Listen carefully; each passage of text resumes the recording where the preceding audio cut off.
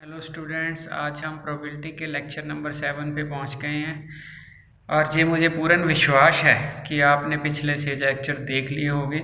अगर आपने नहीं देखे लेक्चर तो प्लीज़ पीछे जाके देख लीजिएगा, अदरवाइज़ आपको पता नहीं चलेगा। लेक्चर 2 में मैंने इस क्वेश्चन के ट्रिक भी दिए हैं, जो पर्टिकुलर क्वेश्चन आपको स्क्रीन पे नज़र आ रहा है, इसके लिए शॉर्टकट टिप्स भी दी थी। ठीक है जी, और एक टेबल बनाया था। ठीक है जी। सो अब आज हम इस एनसीईआरटी की इस एक्सरसाइज को ख़त्म कर देंगे। 3-4 क्वेश्चन जो बच गए हैं आज उनको हम फिनिश कर देंगे। उसके बाद फिर हम कुछ एक्स्ट्रा क्वेश्चंस करेंगे। बस इस लेक्चर में एनसीईआरटी का वाला पोर्शन तो फिनिश हो जाएगा। ठीक है जी। सो ध्यान से देखिएगा। तो इसमें हमने क्या करना है, इसमें कुछ नहीं है, एक टेबल को कंप्लीट करना है। टेबल में क्या दिया हुआ है, ठीक है जी, सम ऑन डाइस। ठीक है जी, 2 डाइस है जी, जो अगर आप स्टेटमेंट देखोगे एनसीईआरटी में, सो 2 डाइस उसने थ्रो की हैं। ठीक है जी, तो सम ये है, तो 2 डाइस थ्रो की गए। तो क्वेश्चन नंबर 22 है, आप देख सकते हैं 2 डाइस थ्रो की हैं, तो जो सम ऑन डाइस है वो 2 उसकी प्रोबेबिलिटी दी गई है। बाकी 3, 4, 5, 6, 7, 8, 9, 10, 11, 12 तो हमने प्रोबेबिलिटी कंप्लीट करनी है। ठीक है जी। इस क्वेश्चन को करने के लिए हमको क्या चाहिए, हमको टेबल बनाना पड़ेगा। सो देखिएगा, ये टेबल है। अगर आपने लेक्चर 2 मेरा अटेंड किया है तो लेक्चर 2 में ये टेबल है। ठीक है जी। डिस्क्रिप्शन में जाके, प्लेलिस्ट में जाके इसको डाउनलोड कर लेना। ये नोट्स वहाँ पे डाले हुए हैं गूगल ड्राइव पे। सो देखो,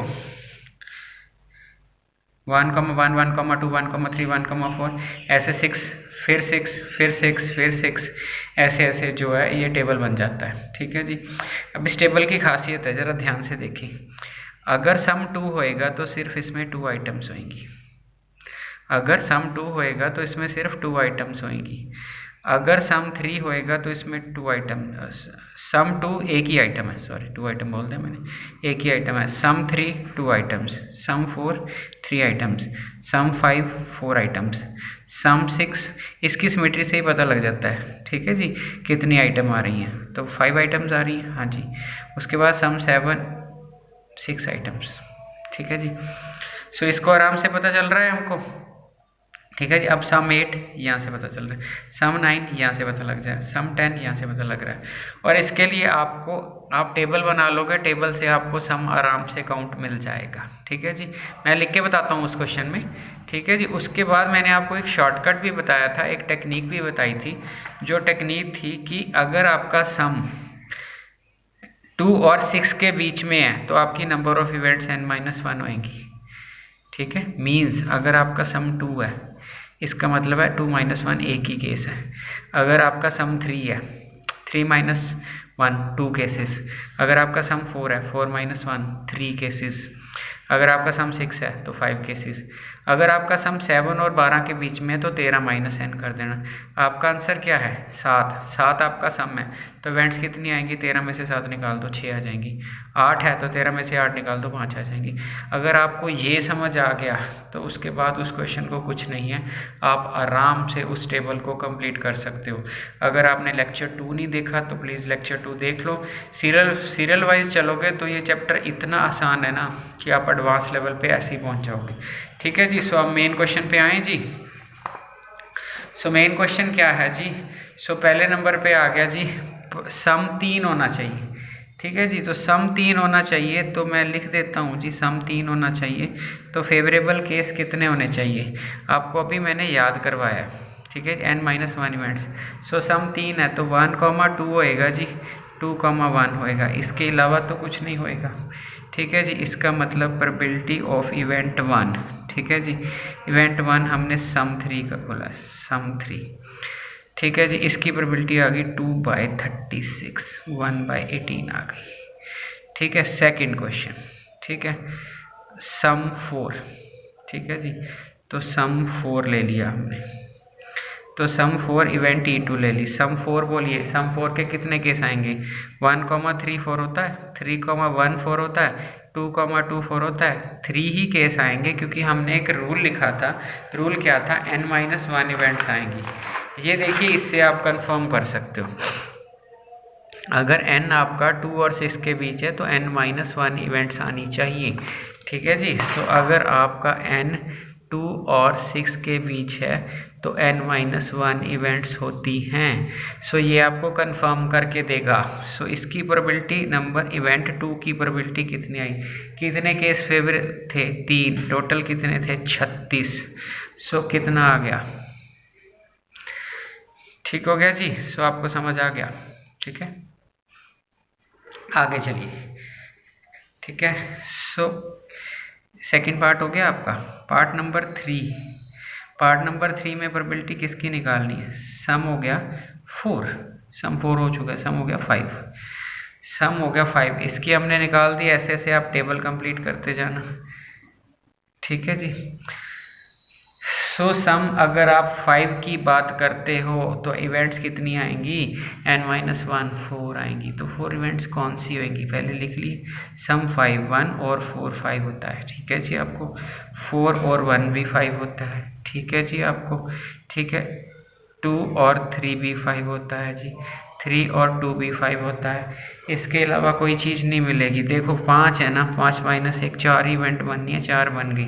सो प्रोबेबिलिटी दैट, इस इवेंट को हम सम 5 को E3 बोल दें तो प्रोबेबिलिटी ऑफ E3 जो आपकी आ जाएगी, कितनी आ जाएगी भाई, 4/36, 1/9 आपकी प्रोबेबिलिटी आ गई। और मेरा ख्याल है आप इजीली समझ गए। अरे अगर आपने शॉर्टकट में करना हो तो इतना लिखने की ज़रूरत ही नहीं है। सपोज़ मैं आपको बोल रहा हूँ कि सम 6 होना चाहिए, ठीक है जी। E4 का मतलब है सम 6। तो सोच के देखो, 6 माइनस 1 5, 5/36, ख़त्म कहानी, ठीक है। सो 5/36 आ जाएगा। कैसे किया मैंने, ठीक है। सम 6 n6, 6 माइनस 1 इवेंट आएगी, 6 माइनस 1 इवेंट मैंने 5 इवेंट्स आएंगी। वैसे मैं लिखने के लिए आपको बता देता हूँ, सम 6 में 5 इवेंट्स आएंगी। वो कौन कौन सी आएगी, 5 और 1 6 होता है, 1 और 5 6 होता है, 3 और 3 6 होता है, 4 और 2 6 होता है, 2 और 4 6 होता है। 5 इवेंट्स हमने पूरी कर दी, ठीक हो गया जी। सो इजी, हमने 6 तक कर लिया और हम सारी इवेंट्स लिख ली और प्रोबेबिलिटी भी लिख ली हमने, ठीक है जी। सो हमने सम 5 की 1/9 की थी जी प्रोबेबिलिटी, ठीक है जी। सो आगे हमने क्या किया था, तो डिकोल इसकी हमने 5/36 लिख ली। सो टेबल हमारा फिल हो रहा है जी, कोई बात नहीं, ठीक हो गया जी। उसके बाद देखिए हमने आपको क्या रूल पढ़ाया था। अगर आपको रूल नहीं भी याद है तो कोई बात नहीं है, ठीक है। उसके बाद हमने आपको कहा कि अगर आपका n 7 और 12 के बीच हो तो जो नंबर ऑफ इवेंट्स होती हैं वो n-1 होती हैं। सॉरी 13 माइनस, सो ये पिछले वाला लिख दिया मैंने, 13 minus n।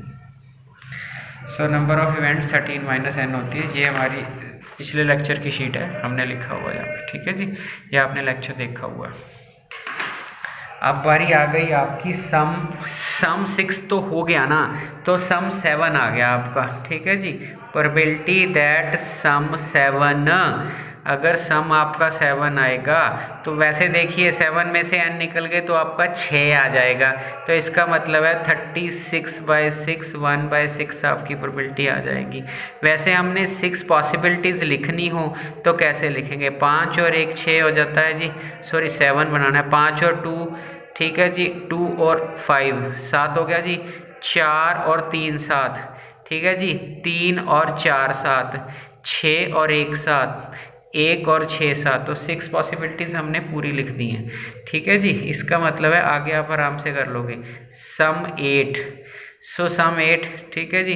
8 means 8 minus 5 possibilities बनेगी, 5/36। वो क्या पॉसिबिलिटीज़ हैं सम 8, 4 और 4 8, 5 और 3 8, 3 और 5 8, 6 और 2 8, 2 और 6 8। इनका कोई सीरियल नहीं होता, जैसे मर्जी लिख दो, ठीक है जी। प्रोबेबिलिटी ऑफ सम 9, अब सम 9, इसका मतलब इसकी 4 पॉसिबिलिटीज़ हैं, ठीक है जी। अब 4 कैसे, 4 और 5 9, ठीक है जी, 5 और 4 9, 6 और 3 9, 3 और 6 9। आप इसको फेवरेबल केसेस बना के अलग से लिख सकते हो, ठीक है जी। सो आगे क्या होएगा, सम 10, तो 10 के क्या बनेंगे, 10 3 केसेस बनेंगे, 5 5 10, सम 10 ठीक है जी। 6 और 4 10, 4 और 6 10, तो प्रोबेबिलिटी ऑफ सम 10, सम 10 की प्रोबेबिलिटी क्या आई? सो 3 पॉसिबिलिटीज आ जाएंगी जी। ठीक है, डिवाइडेड बाय 36 हो जाएगा, कटिंग आप कर लेना। ठीक है जी। सो सम 10 भी हो गया जी। सम 11 सीधा लिख दूँ, सम 11 सम। सो 11 क्या पॉसिबिलिटीज़ बन, सिर्फ 2 पॉसिबिलिटीज़ बनेगी। सो इसका मतलब 2/36, 11 5 और 6 11, 6 और 5 11। सो ये पॉसिबिलिटीज़ बन गई आपकी। ठीक है जी। उसके बाद सम 12, सो 12 एक ही है जी पॉसिबिलिटी, सो 1/36। सो ये टेबल आपने पूरा कर लेना। ठीक है जी। सो अगर आपको सिंपल टेबल के बारे में जानकारी है तो आप इजीली क्वेश्चन सॉल्व कर सकते हो। क्वेश्चन का सेकंड पार्ट ध्यान से देखना। सेकंड पार्ट क्वेश्चन की स्टेटमेंट को ध्यान से पढ़ना। क्वेश्चन में कुछ नहीं है बट उसको ध्यान से देखना है। A student argues that there are 11 possible cases, 2 से लेके 12 तक 11 पॉसिबिलिटीज ही हैं, 1 से 12 तक 12 होती हैं। A student argue that there are 11 possible outcomes, each has 1/11 probability, do you agree with this experiment? हाँ जी। Student argue that there are 11 possibilities. So 1/11 probability नहीं होएगी क्योंकि ईच सम जो आ रहा है वो इक्वली प्रोबेबल नहीं है। हर सम, 2 सम आने की प्रोबेबिलिटी डिफरेंट है, 3 सम आने की प्रोबेबिलिटी डिफरेंट है, 4 सम आने की प्रोबेबिलिटी डिफरेंट है। जब प्रोबेबिलिटीज डिफरेंट होती हैं तो they are not equally likely. ठीक है जी।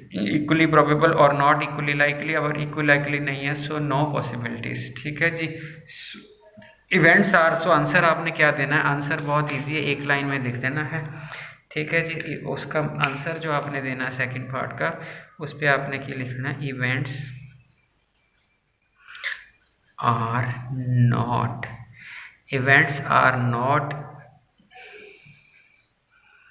Equally likely events. सो जो इक्वली लाइकली होती है उनकी प्रोबेबिलिटी सेम होती है, दे हैव डिफरेंट प्रोबेबिलिटीज। ठीक है जी। So events are not equally likely events, therefore argument is wrong, argument is wrong.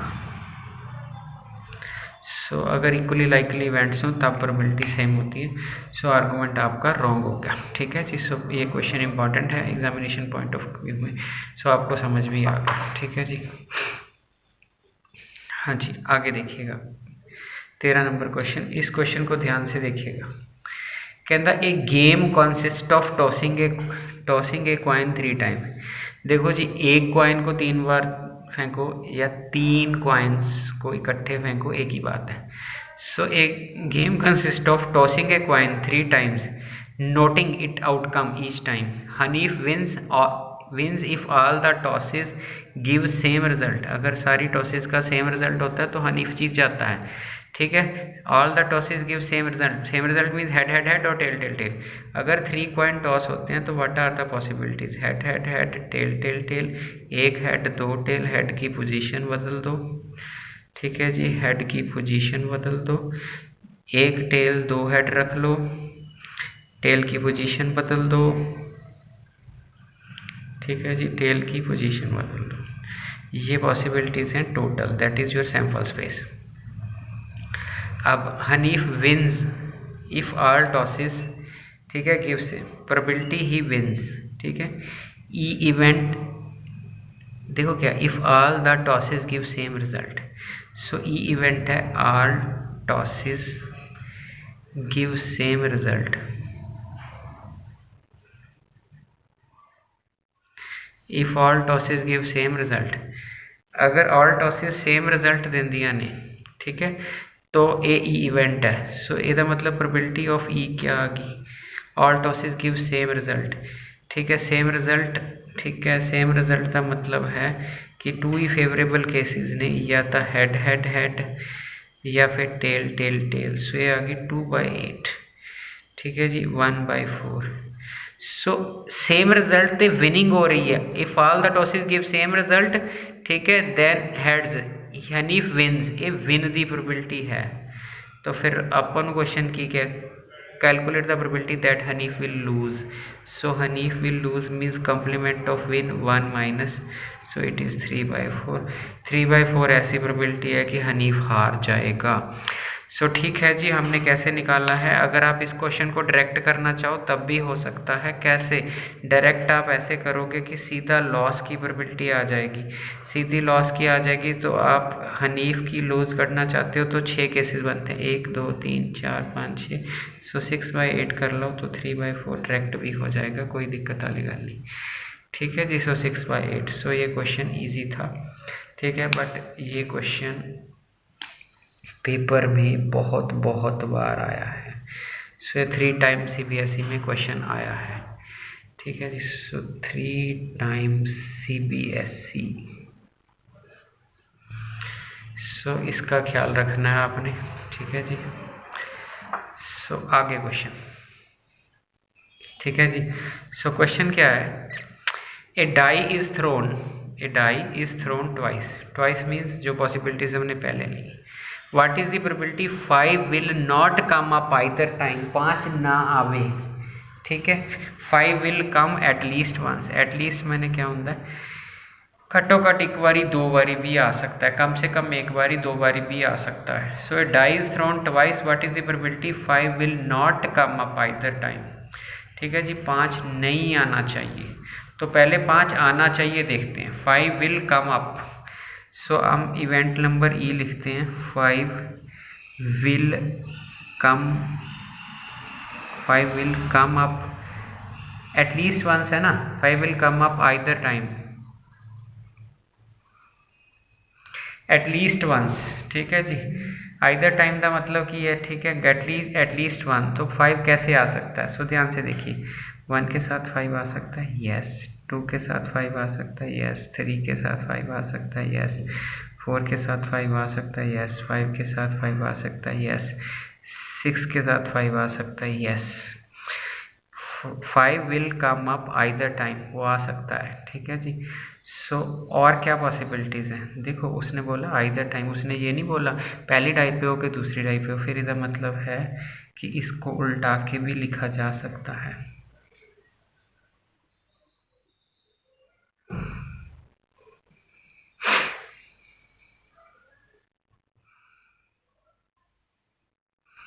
Five comma 4, ठीक है जी। इसको नहीं रिपीट कर सकते। 5,6 5 will come up either time, ठीक है जी, ठीक है। या इसको ऐसे भी बोल सकते हैं, 5 come up at least once. At least once का मतलब एक बार तो उसने आना ही आना है, 2 बार भी हो सकता है, ये पॉसिबिलिटी भी है, ठीक है जी। सो सेकंड पार्ट हम पहले कर लेते हैं, 5 विल कम एटलीस्ट वंस, क्योंकि ये इजी है। सो इसका मतलब है ये 11 पॉसिबिलिटीज डिवाइडेड बाय 36। 11 होगी ना, 1 2 3 4 5 6 7 8 9 10 11, ठीक है जी। अब प्रोबेबिलिटी का बार, इसका बार का मतलब 5 will come up at least once, 5 will not come up होएगा। वंस का मतलब है एक बार भी हो गया, 2 बार भी हो गया। अब उसका बार लेना है, बार लेना है मतलब कि इस पॉसिबिलिटी को डिलीट कर देना था। इसका मतलब क्या हुआ, 5 will not come up, 5 will not come either time. So इसका मतलब क्या, 1 में से ये डिलीट कर दो, ठीक है जी। सो 25/36 आ जाएगा, ठीक हो गया जी। सो ऐसा मत सोचना कि पहले हमने सेकंड पार्ट कर दिया, ठीक है। अगर आपने पहले करना है तो भी कोई दिक्कत वाली बात नहीं है।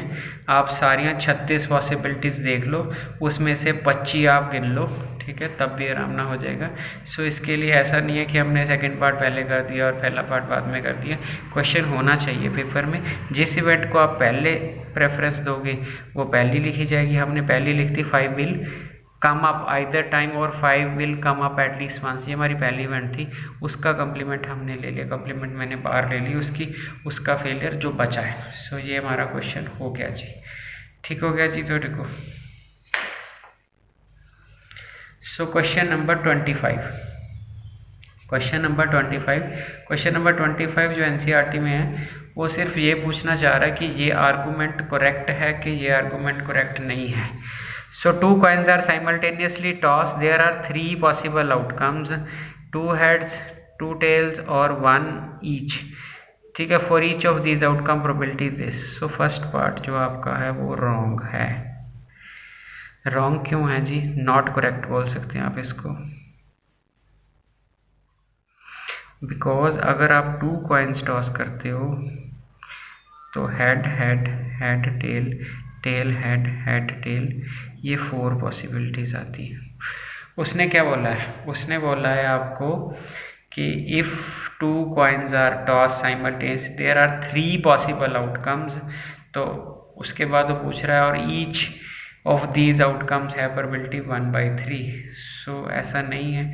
तो ये हो गया आपका आउटकम ही आपकी 4 आ गई हैं। जब 2 कॉइन सोच आप थ्रो करते हो तो 4 आउटकम्स आ जाएगी, ठीक है जी। सो अगर आपने प्रोबेबिलिटी जो ये बोल रहा है, ठीक है, 2 tails or 1 each for each of these outcome probability is this, each of these, it means अगर आप probability of 2 heads निकालना चाहते हो तो आपके अकॉर्डिंग ये 1/4 आएगी, इसके अकॉर्डिंग ये 1/3 है। सो इसका मतलब हो गया आर्गूमेंट आपका रॉन्ग हो गया। सो मेरा ख्याल है जी आपको समझ आ गया होगा, ठीक है जी। इसी तरह आप अगर प्रोबेबिलिटी ऑफ 2 टेल्स निकालते हो, ठीक है जी। सो प्रोबेबिलिटी ऑफ अगर आप 2 वैसे तो एक से ही पता चल जाता है कि आर्गूमेंट रॉन्ग हो गया, तो 2 टेल्स की भी 1/4 आ जाएगी। प्रोबेबिलिटी ऑफ हेड टेल निकालते हो तो वो भी आ जाएगी। सो कोई भी वैल्यू टैली नहीं कर सकती, आइदर आप तीनों निकाल के दिखा दो और आप 2 से ही आर्गूमेंट कर दो, कोई दिक्कत की बात नहीं, ठीक है जी। सो नेक्स्ट क्वेश्चन, मेरा ख्याल है जी NCERT ख़त्म हो गई है, ठीक है। तो जो ये क्वेश्चन है ये NCERT optional exercise 5th question है। सो ऑप्शनल एक्सरसाइज 4 क्वेश्चन है। सो अगर आपने मैथ स्टैंडर्ड ले रखा है तो ऑप्शनल आपने करनी है। अगर आपके पास बेसिक मैथ है, ठीक है जी, तो आपके पास एक ऑप्शन है कि आप ऑप्शनल एक्सरसाइज छोड़ सकते हो, ठीक है जी। वैसे CBSE ने एक लेटर निकाला हुआ है, उसमें उसने लिखा हुआ है कि ऑप्शनल एक्सरसाइज में पेपर आ सकता है, ठीक है जी। सो आप एक क्वेश्चन देखिए ध्यान से, बाकी 4 क्वेश्चन मैं नेक्स्ट लेक्चर में कवर कर लूँगा, ठीक है जी। सो सोल्यूशन क्या है इस क्वेश्चन का, पहले आप स्टेटमेंट देखो। स्टेटमेंट है a jar contains 24 marbles and some are green other are blue. Some are green, green की टोटल नहीं पता आपको, अदर आर ब्लू, ब्लू का भी टोटल नहीं पता। ए मार्बल, ठीक है, ड्रान फ्रॉम द जार, ठीक है, probability it is green is 2/3, probability that it is green is 2/3, ठीक है जी। Find the number of blue balls, ठीक है जी। So okay, a jar contain 24 marbles, okay. So total कितना है जी आपका 24, सही हो। उसमें से some are green and other are blue, ठीक है। सो इसमें ग्रीन भी हैं जी प्लस ब्लू भी है।